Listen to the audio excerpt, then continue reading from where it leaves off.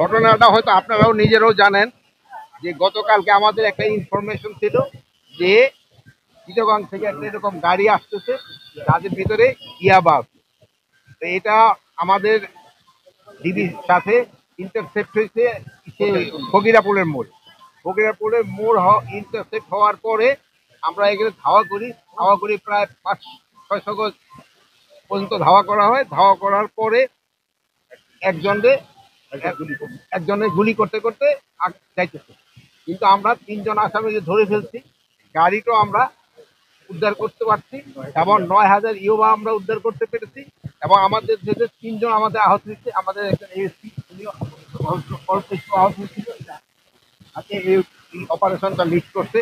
Plus আমাদের আরো 2জন, একজন এএসআই আর একজন কনস্টেবল যে আহত হয়েছে তার ফাইল গুলি দেখতো, ওইটা গত রাত্রে ওইটা রিমুভ করা হয়েছে। ওনারা আমরা এখন পুলিশ হসপিটাল দিয়ে দেবো, উনি সম্পূর্ণ আশঙ্কা মুক্ত। এবং আরেকজন এএসআই যে হয়েছে তারটা হয়েছে হলো অ্যাবডোমিনাল এখানে, বাট এটা আল্লাহর রহমত, যেটা অর্গানিক কোনো লাগে নেই। এই জন্য হয়তো ওনাদের হয়তো 24-48 ঘন্টা পরে অপারেশন করে এটা ডিল করে দিলে আমরা ওনারা পুলিশ হতে, ওনারা সবাই খুব ভালো অবস্থায় আছে আল্লাহ দিলে, কারো কোনো রকমের। আর বাকি আসামি যে আছে এগুলি আমরা ধরার চেষ্টা করছি।